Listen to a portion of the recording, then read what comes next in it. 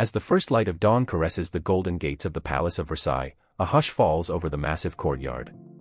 The sunlight glimmers off the gilded ironwork, casting shadows that almost seem alive, dancing across the cobblestones like centuries-old secrets whispering their stories. Stepping through the gates, one cannot help but feel as if they've crossed into a world untouched by time, where every stone, every mirror, every corridor holds the memory of kings and queens who walked here with unmatched power. The palace itself feels alive, the hall of mirrors stretches endlessly, its 357 crystal panels reflecting not just sunlight but a legacy of political intrigue, royal feasts, and silent conspiracies. Chandeliers hang like frozen waterfalls, dripping light across marble floors so polished they could reveal your soul if you dared to look closely. Each gilded statue and ornate ceiling fresco tells a story of victory, of dominance, of an empire that believed its reflection could extend beyond the palace walls and shape the world outside. Venturing deeper, the private chambers reveal even more of this carefully staged life.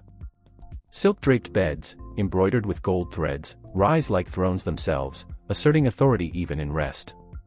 Hidden passageways behind walls, long forgotten by the casual visitor, once allowed royalty and their trusted aides to move unseen, orchestrating meetings that could alter the course of nations. Every corridor has a rhythm, every hallway a code, the architecture is a masterclass in control. Even the grand gardens are not merely for display, they are geometric declarations of order and mastery over nature itself. The fountains, trimmed hedges, and perfect symmetry are silent messages to any visitor. Here is a world where nothing is left to chance, where luxury and authority are inseparable, and yet, as you ascend to the Royal Opera House, a place few visitors are allowed to witness in its full glory, the magnitude of opulence and secrecy is staggering. Golden balconies overlook velvet seats, waiting for the eyes of royalty to judge performances as much as they entertain.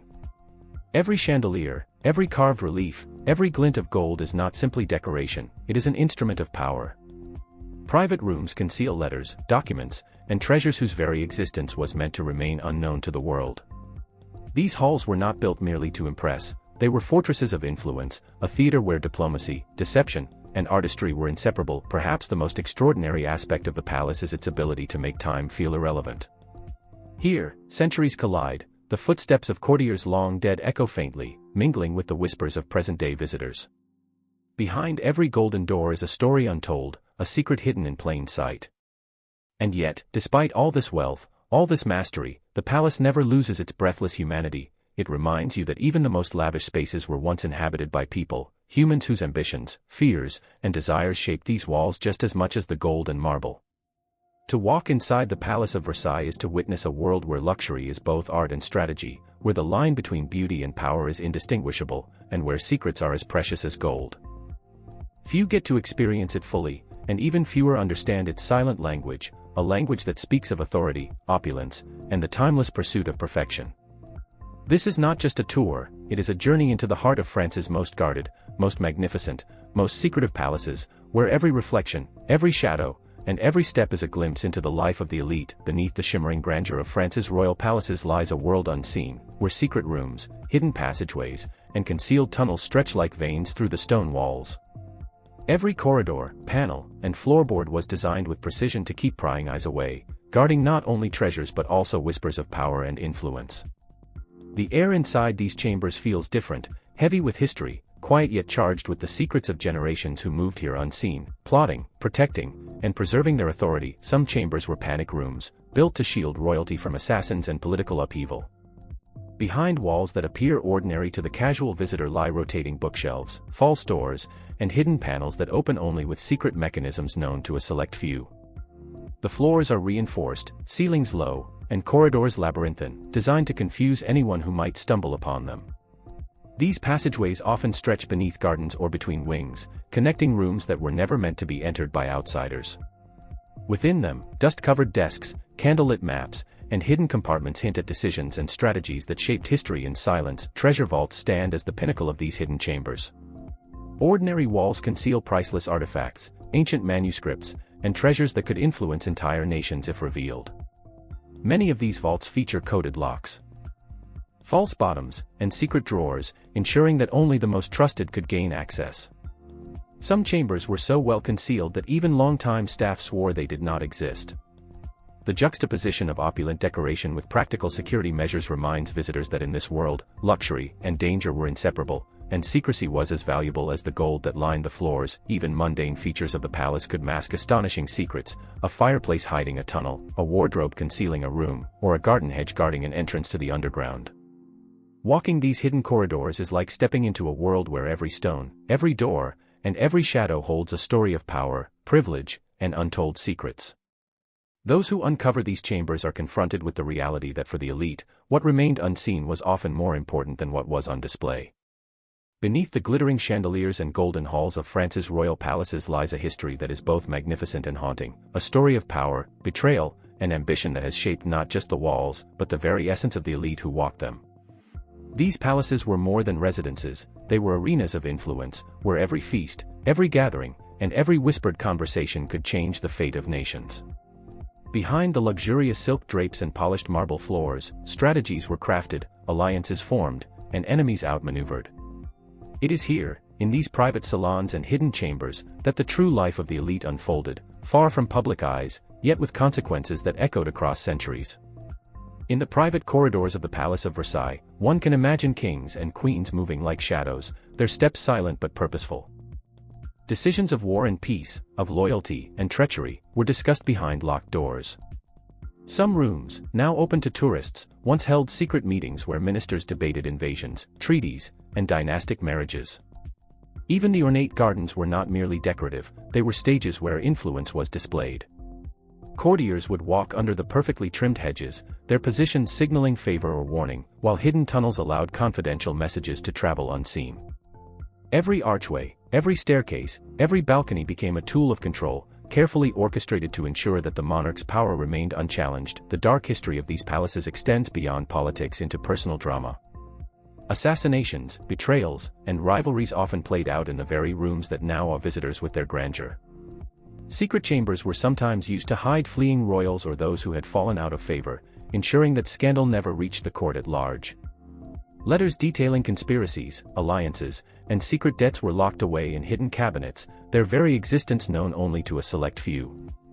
In Chambord, for example, corridors twisted in ways that allowed guards to observe without being seen, while false doors and hidden compartments kept sensitive documents and treasures safe from intruders.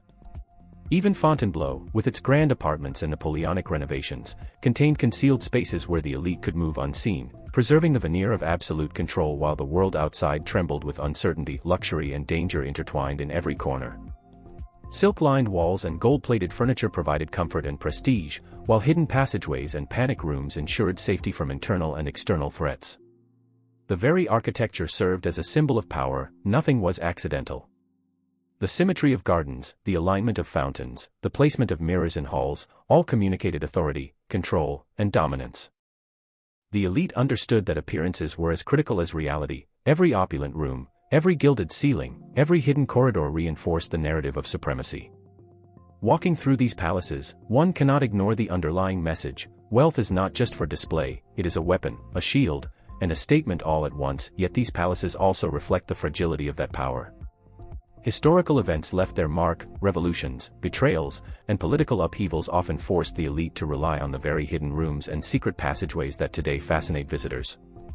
Panic chambers, once a means of survival, became symbols of the paranoia and vigilance required to maintain status.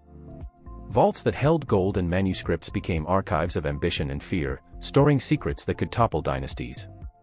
The grandeur seen today is inseparable from the peril and intrigue that made such measures necessary.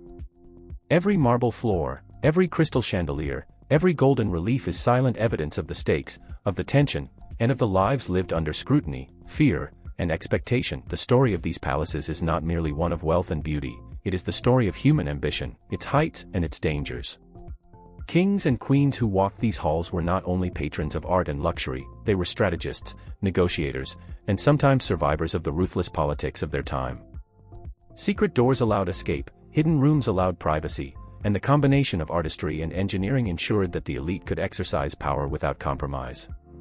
Even today, as tourists wander through the Hall of Mirrors, or gaze at the hidden chambers beneath Versailles, they sense the undercurrent of authority, the whispers of secret alliances, and the pulse of ambition that once defined every inch of these walls.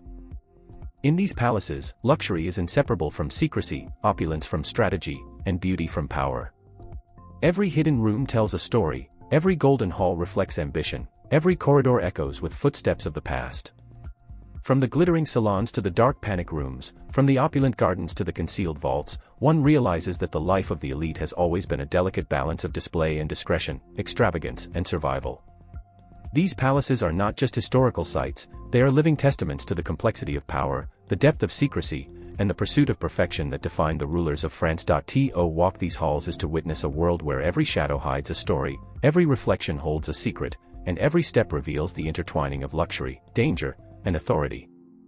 The hidden rooms, the secret passageways, the carefully orchestrated grandeur, all form a narrative of an elite life that is as thrilling and enigmatic today as it was centuries ago. Few get to experience it fully, and even fewer can truly understand the silent language these walls speak, a language of opulence, strategy, and the timeless pursuit of dominance. The palaces of France remain not just monuments to architecture, but monuments to the hidden lives, the secret power, and the unparalleled luxury of the elite, a story written in gold, shadow, and stone.